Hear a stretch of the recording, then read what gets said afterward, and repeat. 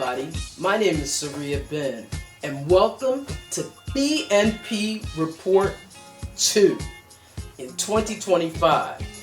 Well, today's report we're going to call The Great Betrayal.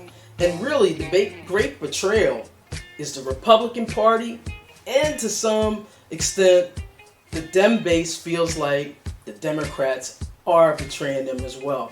So we're going to call this podcast today The Great Betrayal, Democrats Cave, Republican Scheme. What now? So I've had like a bunch of questions since I did my first podcast, and one of the main things was from that CR on Friday. And a lot of heads have rolled since Friday based on that. And clearly, the Senate Dems did not talk to the House Dems, and a lot of different things were going on. But I really want to first talk slightly about the Republicans, because what I feel about the Democratic base specifically, they do a lot of talking about Trump. They do a lot of talking around Trump, but they rarely ever talk about the Congress and their responsibility, their responsibilities to their job, the process, their constitutional accountability, the stuff that they just give away. And specifically right now, they're giving away to criminal Trump and Muskrat. And so I want to just take a few minutes to address that before I go into that whole Democrat thing, because I feel like there's a whole lot of trauma bonding behind that. So the state of the GOP right now, I mean, Trump has his grip. When I say he's got his grip behind them, he is a great reality show actor.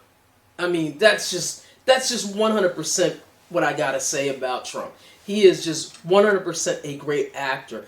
And so he and his handlers behind him have created such a scheme to put the GOP, from Speaker Mike Johnson to Senate Leader John Thune, in a trick bag.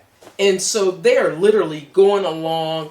I mean, you don't even have to really force them to go along. I mean, they literally, a couple weeks ago, Lindsey Graham was talking about how great the leadership was with Ukraine. And within hours, he was out there talking about, oh, he's disrespecting this and whatever, what have you. And really, Lindsey really just needs to go back home to his boyfriend and just literally just not even be in front of the camera. Maybe that was not tasteful. But in either case, my point is that how in 2 hours do you all of a sudden just change your tune? Like, they are such sellouts and they're such liars. But you know what the thing is? They know, this is the one thing the Republicans know that the Democrats don't seem to understand. They know that the media is 24 hours. So they could say all kinds of shit. They could say so many lies. And they put it out there so many times. And they put these short snippets out there that they're not worried about who gets what information.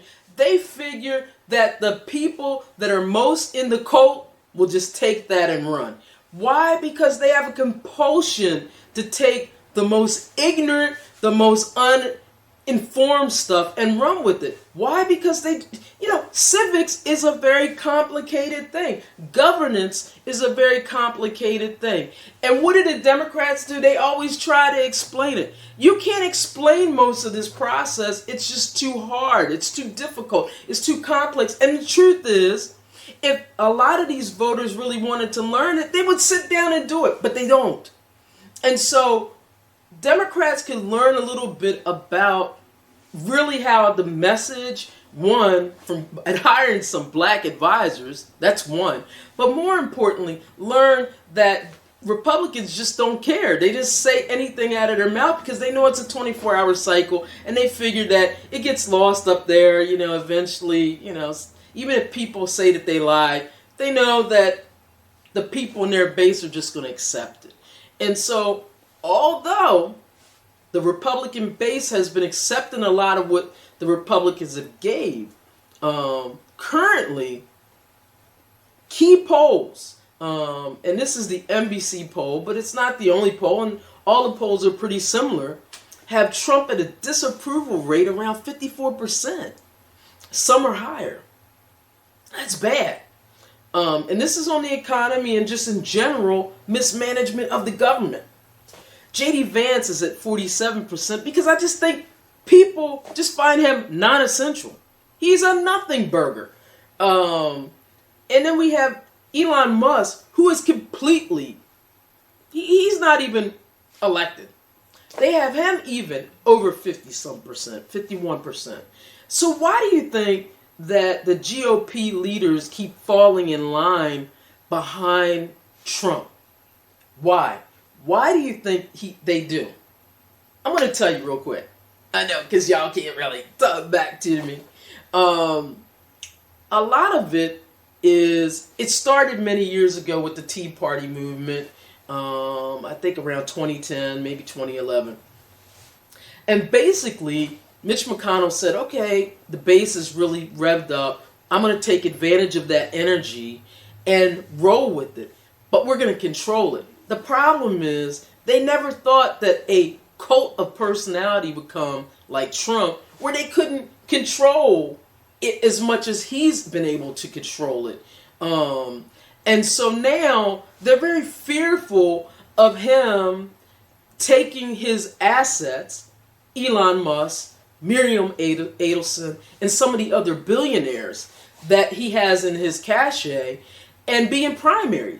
That is really a politician's worst fear, is being primaried with someone having way more resources than they do. Because these guys don't door knock. These guys don't work. These guys don't meet their constituency. I mean, they don't even want to do town halls. Have you seen a GOP town hall recently? That shit is a shit show. The last one I saw was like the guy Edwards, I think, out of North Carolina. They kicked a veteran who voted for Trump out because he cursed. He wasn't respectful. Like, are you guys being fucking for real? Like, Trump is like the most ghetto ass trash motherfucker in America. Like, so he cursed. So the veteran cursed. I mean, it really doesn't matter. But they didn't want him in there because he moved the conversation that they didn't want. And they've been told, the GOP has been told to not do town halls. I just can't believe the Democrats are so damn slow at foot to not take advantage of it. And they're talking about it publicly. Well, maybe we should do town. How about yesterday? You know, you don't need to figure out the messaging. Go out there and be earnest. Go out there and speak and be the people's champ, like Saria Ben. So they really have lost their grip. And so that's their fear. And the truth is, some powerful people, and I'm not going to say all, and we got to get out of this messaging where we say all politicians are this, all politicians are that. I was just on a stat today where they were trying to say, oh, all this and all that. All politicians are not corrupt. All politicians do not fall in line. All politicians don't support this. All politicians are not corporatists. And some are, generally, specifically after being in the game for a long time, are definitely that. I mean, on both sides. And specifically since Citizens United has been put down, there's been a need. I mean, it's part of the game. I mean, sometimes I feel like, even with the left and the right, I feel like there's so much similarity in both sides. Like, they may support different policies, but like, sometimes I feel like you just put them in the ring and they're the same type of base of voters. Like, so unrealistic. Like, you create this policy and you wonder why politicians have to take advantage of it. Like, do you realize that in the last election, Republicans, and I'm just saying this one piece of fact, Republicans, in terms of sports teams, received 95% of the revenue from sports teams, and that was well over 300 million. It was like $400 million, where Democrats received 5%. I mean, and they were funding all kinds of campaigns, central committees, candidates at the congressional level, presidential campaigns. It's hard to beat a candidate when you have that much support. And so that's why there is a need to sit down with donors. And so there's a certain unreality with the base. One last thing with the GOP, well, two last things.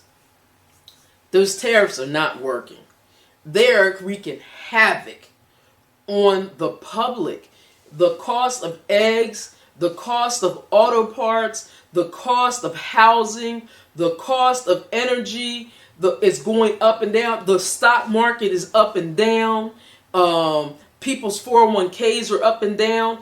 And I think some of it's on purpose, to be honest with you. So these corporatists can buy the stock at the low price. You know, I mean, a lot of times that's what the people that have can do. But the poor people just lose, you know. They said for the first time, and this is less than 60 days, by the way, for the first time, Americans are not happy with any of the moves that Donald Trump is doing in terms of managing the economy, foreign affairs, or anything. They say they can't stand on all sides. That means Republican, Independent, Democrat, nobody. They can't stand the bastard. But the thing is this, y'all voted him in. And granted, some of it was on chicanery. I guarantee you that muskrat went into those battlegrounds with that money and pretended that he was going to give it to people, and they went wild thinking they were going to get it, and went with that and didn't get the money, by the way. It was a shell game. It was a shell game, and you got busted. And don't get busted on these upcoming special elections, one in Wisconsin and two in Florida, and one in New York. It's a Supreme Court position at the state level in Wisconsin. Don't get fooled with that.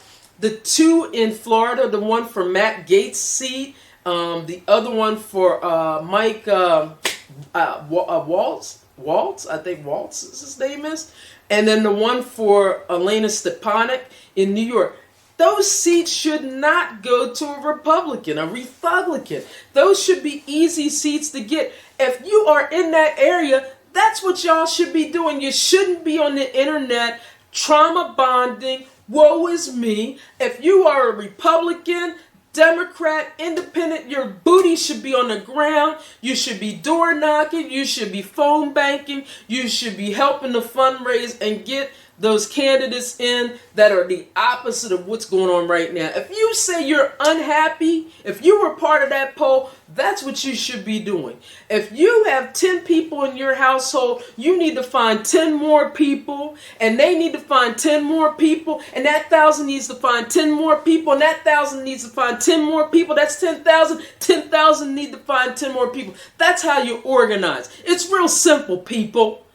Stop being so damn lazy. Y'all all want somebody to save you. Save your damn self. So that's my pitch for that today. The last part on the Rethuglicans, that continuing CR. The GOP's hypocrisy is just, it's unmatched. It's fucking unmatched. The GOP has held this government hostage, demanding spending cuts since I was a child. Since I was a fucking child. But ultimately, they finally passed a resolution that keeps everything running without the cuts that they originally demanded. What does that mean to you? That means these dumb motherfucking Rethuglicans will now use that as an election talking point. They'll go home and say, we've achieved our goals. I mean, now do you see why? Now do you see why? This takes me right into that effing Chucky Doll Schumer. But before I hit there, I just don't want to hit there. I got to go back to the Rethuglicans. Because this is the same shit these motherfuckers did during COVID. Not near one of them monkey motherfuckers voted for a COVID package, yet we're happy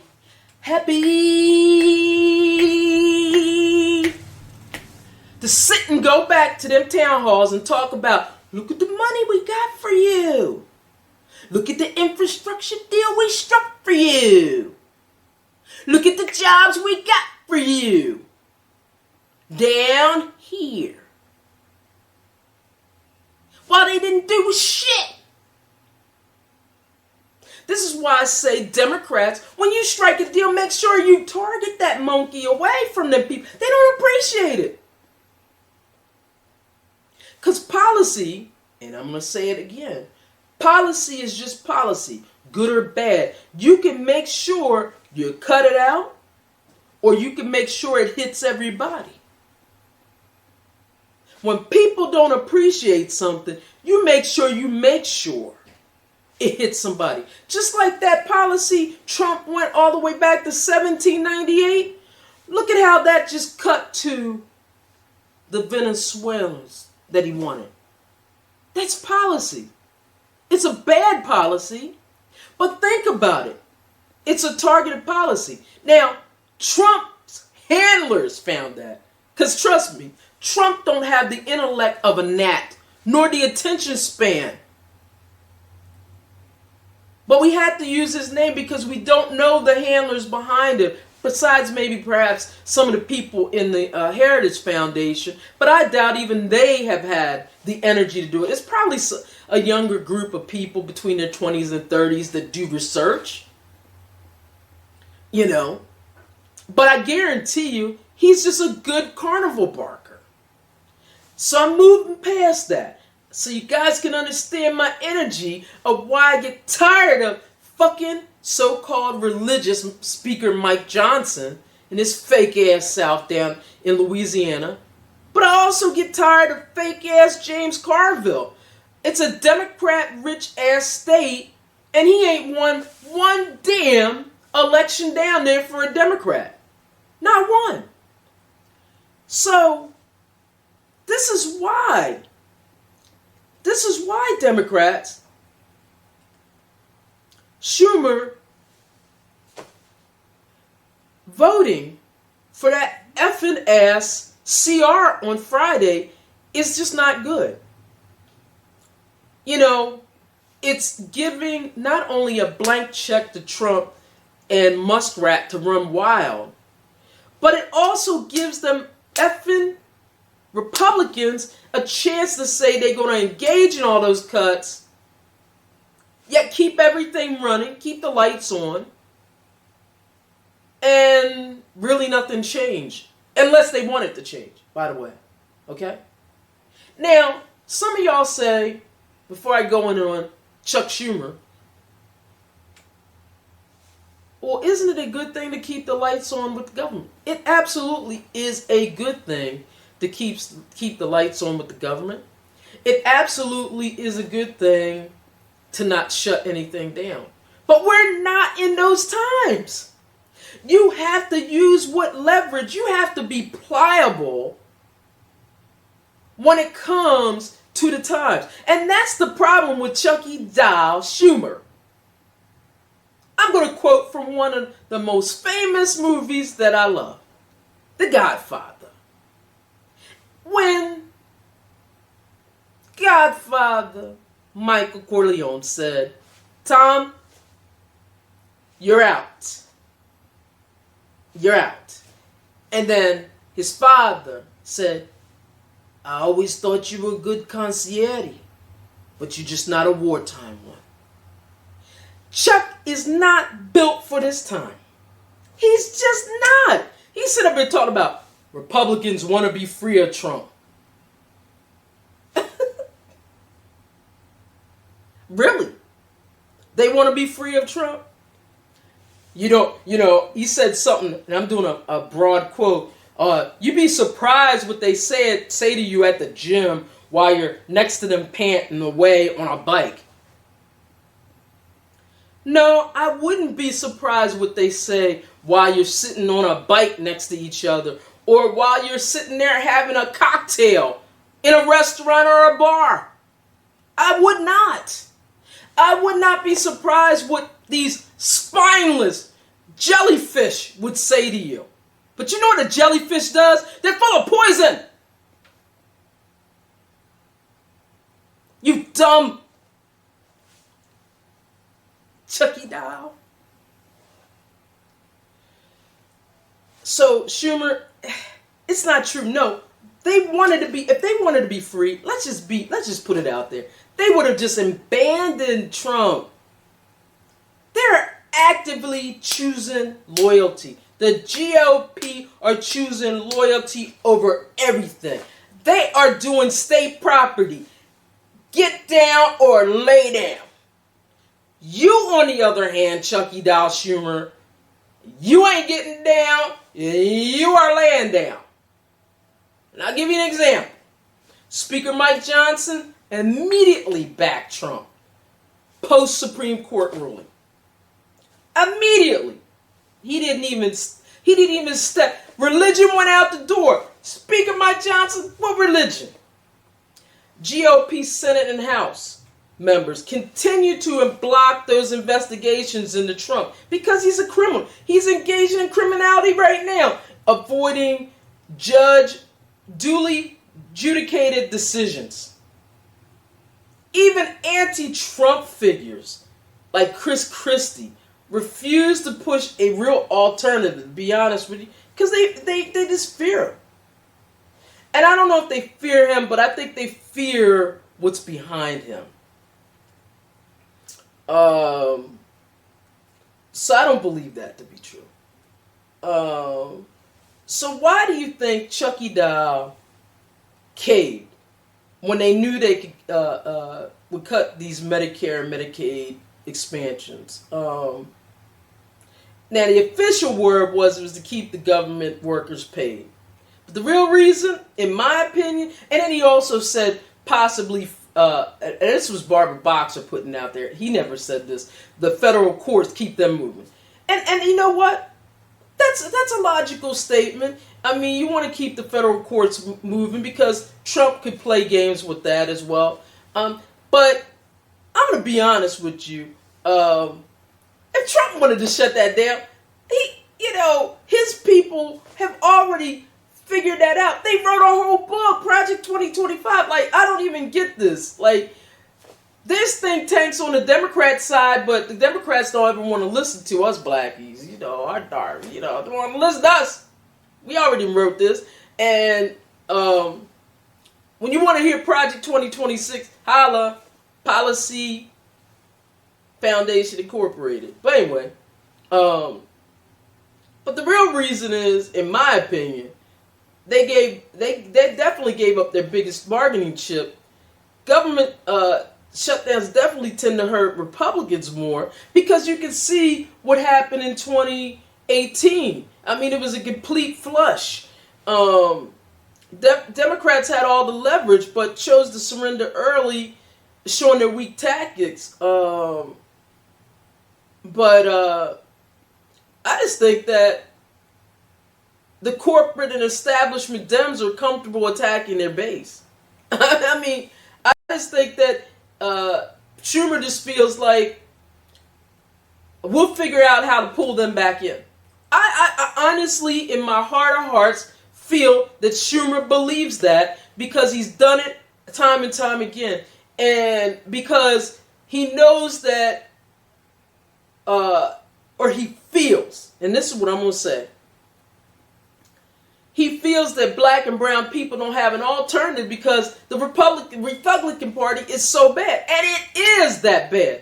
But what he's not reading the time, that there is an alternative. It is not them. His ass can be primary. And even if he ain't primary, he could get to a point where he could be kicked out of leadership and made completely a non-motherfucking factor. the Democratic Party can take a complete transformation. It could be a different Democratic Party, or it could be a whole different entity. I mean, just like there was a flush that went into 2018 to Democrats, a flush can turn into a whole different party. Just fuck around and find out. People are that fucking angry. An example is that fucking censure in the House of Representative Al Green. It was particularly offensive. Black people are very upset right now. And the willingness for certain white representatives to continue to side with Republicans for political gain and thinking it's a nothing burger, it's not going to work. I mean, I think of the people who did this too. What's her name? Gillibrand. Man, I'll never forget that bitch. Yeah, I'm going to call her that. Because that woman manufactured a Me Too fake campaign against former Senator Al Franken with, I forget her first name, Tweeden, who was, in my opinion, a fake Republican.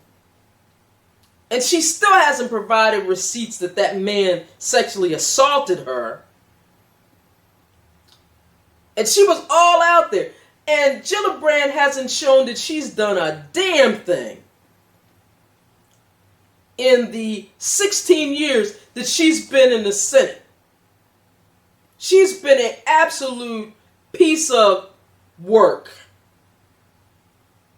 She reminds me of my local representation. Ain't done shit. A damn dino. A damn corporatist. And the thing is that there are some good Democrats, but I'm going to tell you, when they're bad, they're just stinky as fuck. And she's one of them. And I can't remember the list of them other motherfuckers, but I think some of them just made some deals. Like, the one was out of Hawaii. A couple of them were out of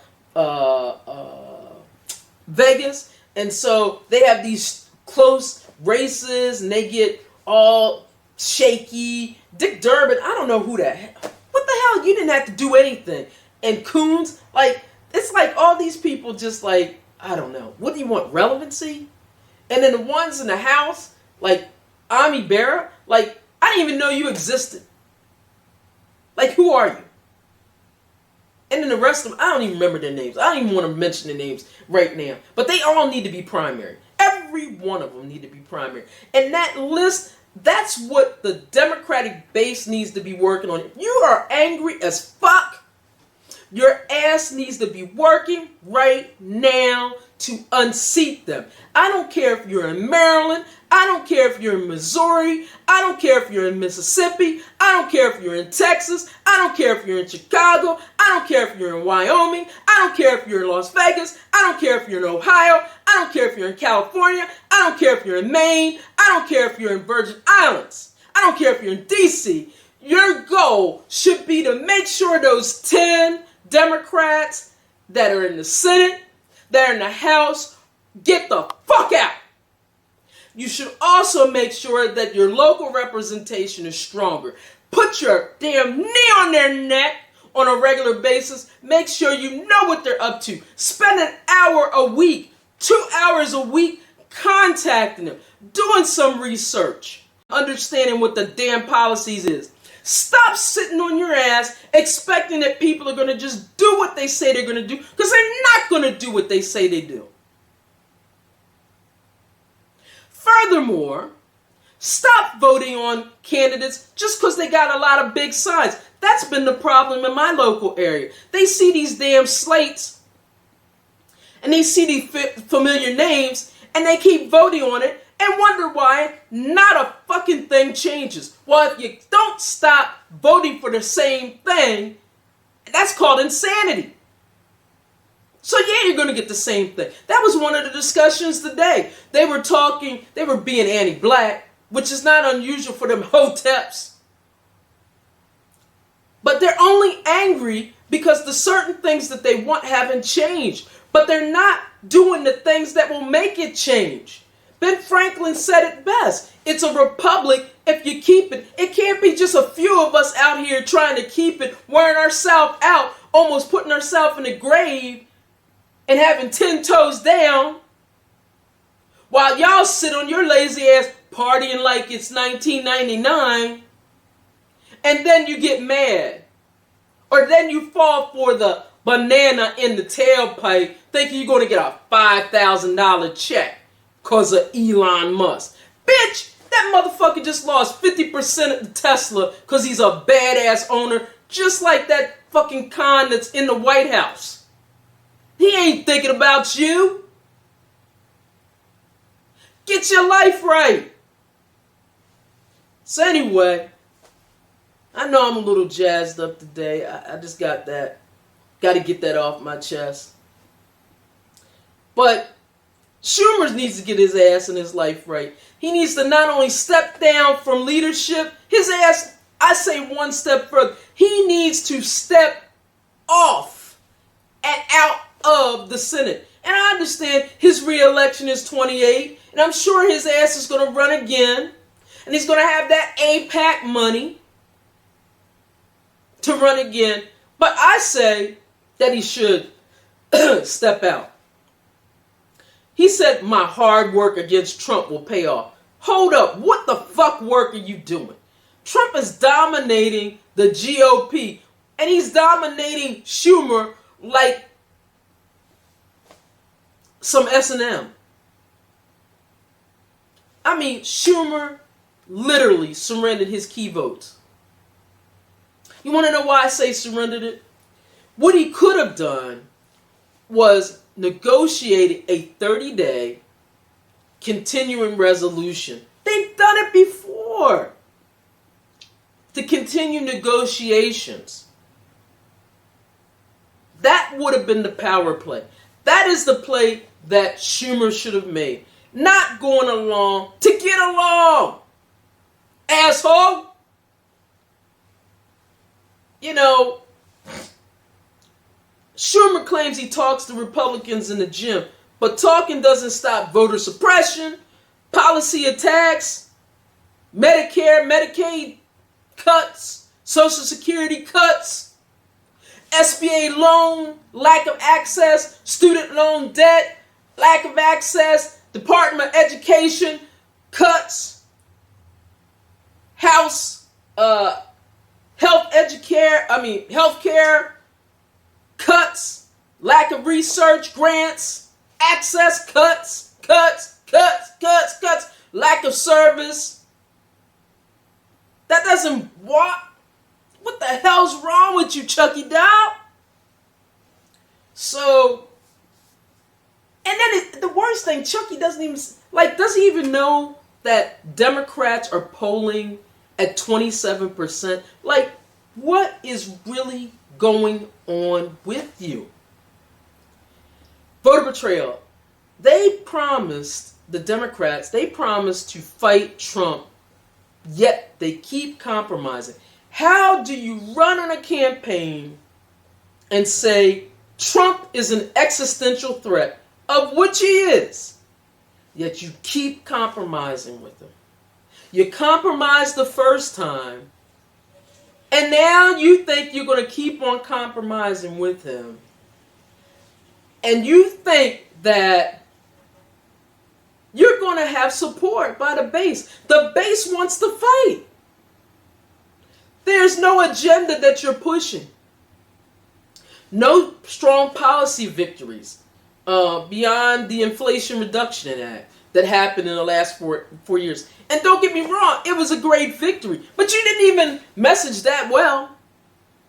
So, you allowed Joe Manchin and Kirsten Sinema, and both of the asses are not even in damn government right now, to fucking hold you up? Really? Really? Again, going back to the messaging failure. You still believe in working with the Republicans. When your current base wants a strong, aggressive opposition, it's like the head don't know what the body wants. It's like a fighter who is way past its time.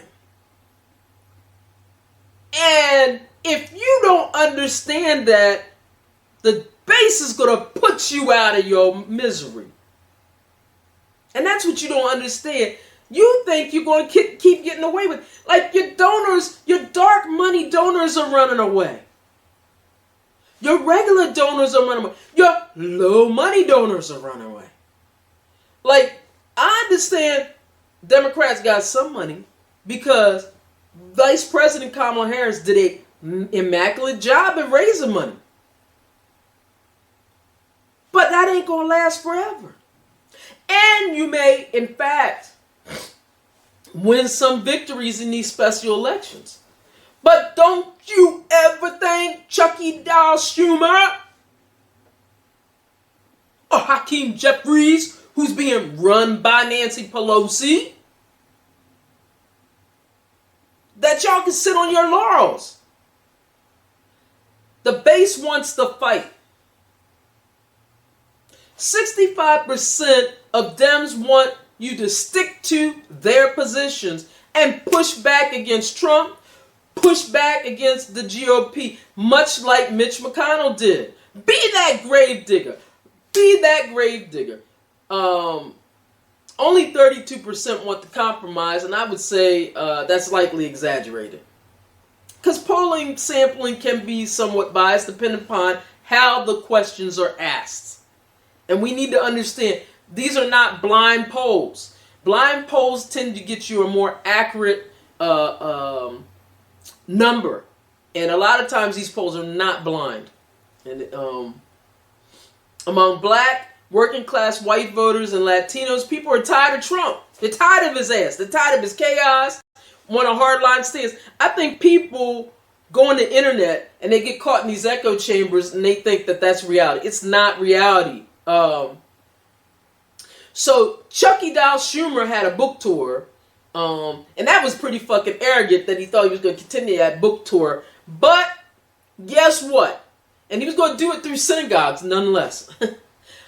Guess what? His ass canceled him. Now, he cited security concerns. It ain't no damn security concerns. Someone told him to sit his monkey ass down because at the end of the day, it looks stupid for his ass to be out there hawking a book when, for sure, it's inappropriate when he made really bad decision.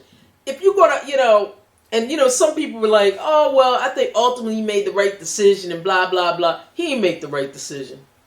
He ain't built for this time. He ain't built for this time.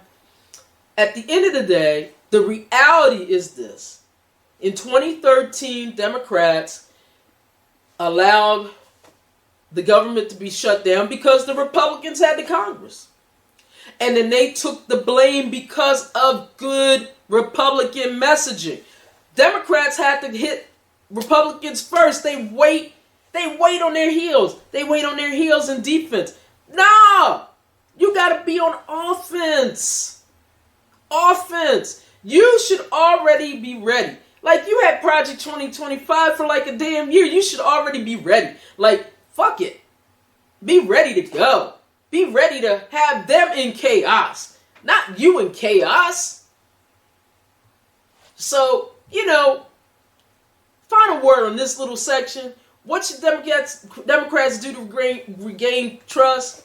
Stop compromising with Trump and the GOP. That's what your base wants. That's what your base wants. Deliver actual policy wins. When you get in, your ass needs to deliver. I'll give you a list. Not only on health care, student loan debt must be passed. Worker protections must be passed. But when it comes specifically to black people, you need to actually pass that reparations bill. You do. And you need to preface it. Because I know it ain't fair that every 4 years when there's an election, they ask the media, because the major media is owned by Republicans, right? They ask the Democrat about reparations, but never the Republican. They always try to get the Democrat in a gotcha situation. I mean, Donald Trump wasn't asked anything. He was treated like a baby with a pacifier. While Vice President Harris, only in 100 days, was constantly ping, ping, ping, ping, pinged and pinged. And that's what you Democrats are constantly worried about. Stand up. Stand for your values. Stop falling for the okie doke so you get criticized. Come back and say fuck it. So you're going to criticize me. It makes you strong. Stand for what you stand for. Because first thing, African Americans are owed those reparations. And reparations is not just about a check. First thing. Ask Jewish Americans what reparations are. Because they aren't just about a check. Because they just got paid some in 2014. And Bernie Sanders didn't have a problem advocating for those. And there's some other policies that are mostly financial, as small business loans, grants, Pell Grants. I just can't think of everything. Transportation infrastructure grants. You know, there's just a lot of things. And I want people to get out of this word programs. There's no programs at the government level that don't impact every area to rebuild it. There are Republican governments right now that wish they had that money. I live in a city where a Republican mayor was all too happy to get that money to rebuild part of his city. Otherwise, he would not have had the money. There was no revenue for it. I live in a county with a Republican county executive that was all too happy to take that COVID money and Inflation Reduction Act money that now don't have it. And they're cutting summer school. So don't tell me that the federal government and those grants and those infrastructure grants and block loans don't mean everything to rebuilding an area. They're not just programs. They literally are the lifeblood of building an area. It's not a gift. It's your money working for your area. Stop falling for the BS. We need to also punish Democrats who betray the base. The base is majority black. Yes, it's a multiracial coalition, but it's mostly black. And so when you betray the base, like the censure of Representative Al Green, those 10 people must be punished. They must be primaried. They must be put out. They must be known that they're going to be put out. Fight harder in media and messaging. Stop being passive. Hire black advisors like myself and others. Roland Martin, Reese Colbert. There's a whole lot of them out there that don't have a job today, are out here podcasting and giving advice, but we shouldn't be giving advice for free.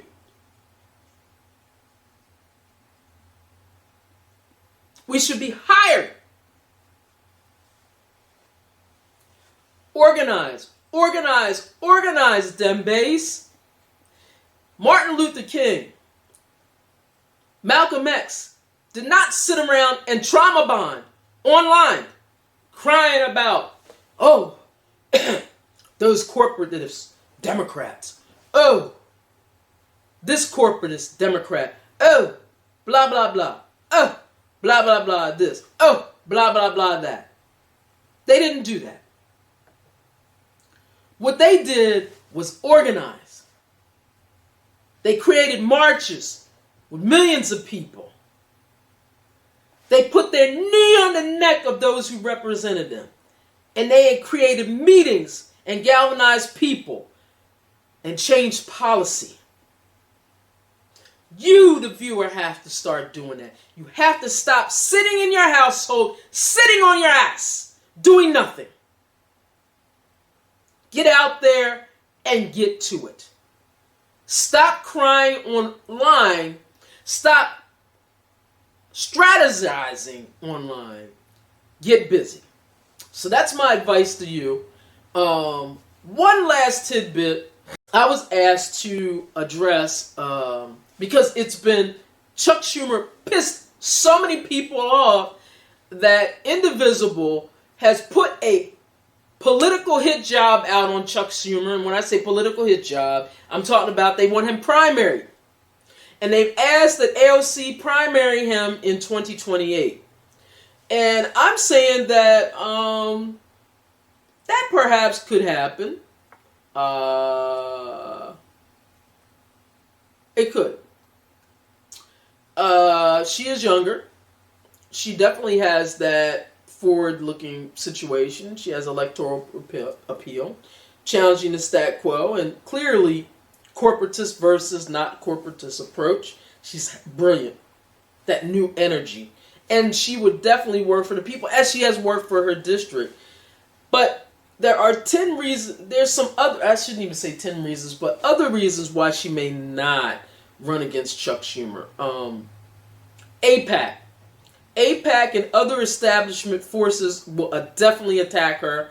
She is the most attacked representative besides, I think, Ilhan Omar right now. And so she would require substantial fundraising to ensure that she doesn't succumb to those attacks. And just to give you a little understanding, AIPAC put so much money against Jamal Bowman and Cori Bush, and they were anti-black.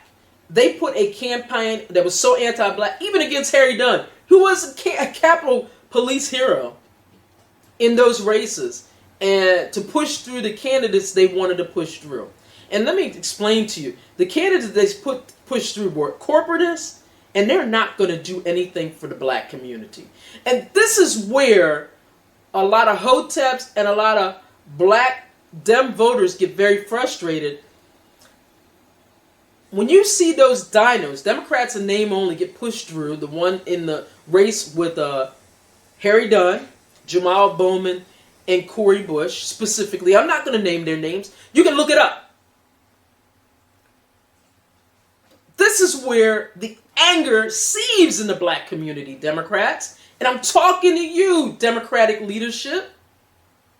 We seethe because although we don't know their names, we see their action. We see their seed. We see their traitorship. Because at some point, they're going to owe AIPAC or some Rethuglicans payback for their winning. And they're going to be always owed onus to them. And so the thing is that we have to remember that those type of and by the way, AIPAC does that with Republican candidates as well. But we don't care about them. If this is going to be the party of black people, Latino people, and so on, we want them serving us. And so this is why I say you got to get your booties out on the street. You got to make sure that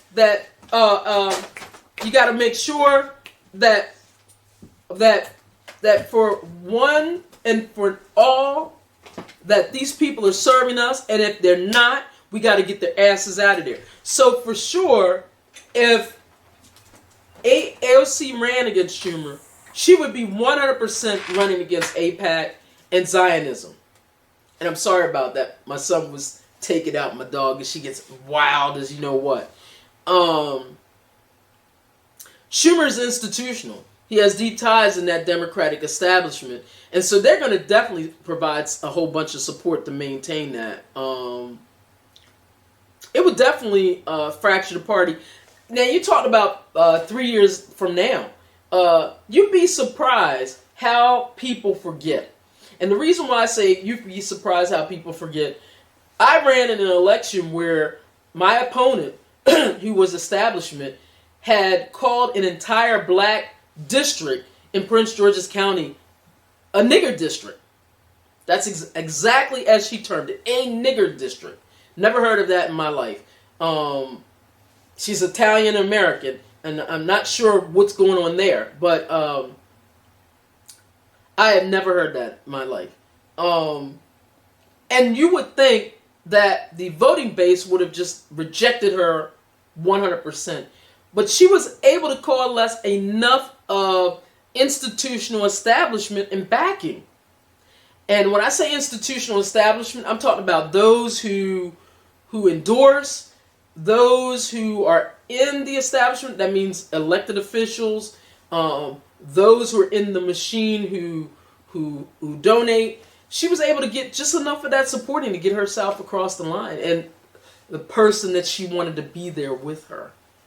And I literally lost by 24 votes. And so that's what AOC is going up against. And so I'm not saying that she can't win, because she is well known. That is one of the things that AOC does not have to fight with Schumer. She is actually well known. I will say one last thing. The New York politics dynamic. New York politics are notoriously complex and complicated. Schumer's alliances in that state could prove hard for AOC to overcome. I'm just saying, Tammany Hall. I'm just saying, not to say he's part of Tammany Hall, because obviously Tammany Hall is like the 1800s, but I'm just saying that just kind of gives you an example of how crazy New York politics are. And AOC is very loved in her district, but she only has her district right now. And a Senate race is a state race. New York is a big-ass state. So we know that AOC would have New York City, which, by the way, is the biggest part of New York. But upstate New York has a lot of people. She would be definitely hated by so many people in New York. Those Zionist attacks would be awful. Because him being Jewish, even though Trump said he's Palestinian as a slur, which I find just absolutely disgusting. But then again, it's no surprise with the trash man. He's so ghetto. Criminal Trump is so ghetto. I mean, when people want to talk about people who's ghetto, Criminal Trump is so ghetto. He is so ghetto. He should have Kentucky Fried Chicken seething and greasy out of his mouth. That's how ghetto that bitch is. He's a ghetto. He is so fat. Yeah, I'm fat, but he's really fat. And I don't mean good fat. He's like fat, disgusting, greasy ass bitch. Just had to say that. But I will say this. AOC could definitely capitalize on his weakness. She's good at messaging. And she's a fresh new voice. So she definitely has a chance, especially if she shifts forward on policies that people will embrace, because people know she's a fighter, and she's been good about negotiating. Even in her small time that she's been there, she's negotiated some really good positions, even though some people feel like within the progressive community that she's kind of like been weak. She's not been weak. She's learned the game. She's learned that politics is about deals. And you have to realize it's about compromise. And she understands that compromise, but that balance between it. She's very clear in her messaging. She doesn't really compromise as much with Republicans as people think.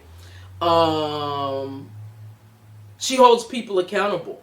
And she's very good at mobilizing younger voters, but she really has to focus on the older voters. I think, though, in my opinion, though, I think her best chance is going after Gillibrand. Now that's in 2030. Why do I say that? Because Gillibrand is weak. She's just weak. Yeah, she has the party machine, and yeah, maybe AIPAC would support her, but I think Gillibrand is a senator that nobody really likes. Even New York, I just think because she's never been primary, nobody cares. She has that Al Franken controversy, the charge to force Al Franken's resignation in 2017. It lacked concrete evidence. Leanne Tweeden still has not answered for any of it. And where is Leanne Tweeden? Think about that. So many Democrats have later regretted Franken's resignation and removal. seeing it as a political overreaction. AOC could highlight Gillibrand's tendency to act impulsively in response to political trends rather than substantive justice. And you just think about Al Franken was really a strong warrior in the fight for Democrats. He was really, and he was well known, and so they didn't really have to put a lot of money in his campaign. Lack of legislative impact. Gillibrand has been in the Senate since '09. Like I said, she has no signature legislation. I mean, she says she fights for sexual assault, military, and paid family leave, but she hasn't passed anything. In contrast, AOC has shifted the national conversation on student cancellation of debt, Amazon labor, unionization, labor rights, the Green New Deal. And I mean, even though they haven't gotten all those things that she's wanted, she's really shifted it in policy, like in the Infrastructure Inflation Act, corporate ties, and political flip-flopping. Gillibrand has long received funding from corporate interests, including Wall Street and Big Pharma. And that's a fact. I mean, it's 100% proven. She started her political career as a conservative-leaning blue dog Democrat in the House, supporting NRA policies. This is Gillibrand, before suddenly shifting left when she ran statewide. AOC could easily argue that Gillibrand lacks political convictions, adapting her views to political convenience. Failure. You can also accuse Gillibrand of failure to deliver for New York's black and marginalized communities. She's done nothing. Unlike Schumer, who at least has brought home funding and projects, Gillibrand largely has been absent in the major battles affecting black and brown communities, including policing reform, housing and economic development, small business loans, or anything like that. So Gillibrand, like I said, she's just weak. She's the easiest candidate for AOC to go for. And AOC could definitely easily frame the Me Too movement opportunism. Gillibrand as someone who weaponized Me Too and basically killed the Me Too movement, in my opinion, because of her political ambition. So I just think that I want AOC to not lose her power. I want her to have a chance of winning. I had a friend who was was the lead in the city council in Maryland, and I really was trying to convince him to not run for mayor because I really had heard stuff through political circles that I'm a part of, and he just didn't want to listen. And because I knew if he gave up that seat, it was so hard to earn how he got it. And I knew if he gave up that seat that he was not going to win that seat, because I knew that the establishment was going to fight as much as they did, and he did lose that seat. And so I don't want to, same situation with AOC, I don't want her to lose her seat. I see the fight against Schumer particularly harder for AOC than the fight against Gillibrand. I say, AOC, you primary Gillibrand in 2030, keep your seat till then. I say we find another Democrat to primary Schumer in 2028. And I haven't got the name. I will give you the name on Friday because I have to do a little more research to figure out who that person is. I hope you've enjoyed this podcast. I know it's went on a lot longer than I expected. I didn't expect to continue to talk this long, but it was a lot of content. I hope you've enjoyed it. I hope you got some answers from it. You got a whole lot of action items. Get your booties on the street, people. Stop trauma bonding and get some action. Oh, one last thing. The Democrats have organized an all-day day of action for tomorrow. So wherever you're at, put out some calls, put out some emails, get a rally together. If you're part of the Divine Nine, if you're part of the NAACP, if you're part of any local institution or organization that fights for anything at a grassroots level, ask for no cuts on Medicaid, Medicare, Social Security, or anything that you believe that will disproportionately harm your community. This is a day of action that's being organized by the Democrat Party. That means the entire party. I'm glad that they're finally getting into action and doing something. But understand, the action and the savior of this country falls on you, Americans. So remember that.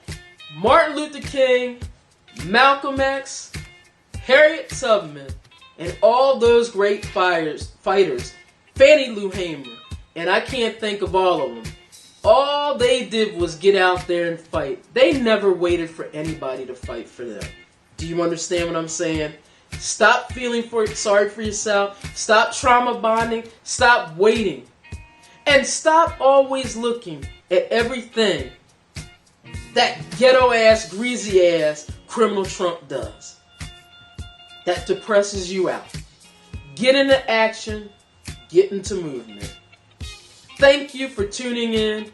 We'll see you Friday. And again, we'll finally discuss the auto parts and the tariffs that are aligned with it. And you will get who I think needs to primary Chucky Doll, Schumer, and some news for this week. Thank you for tuning in. A BNP Report 2025.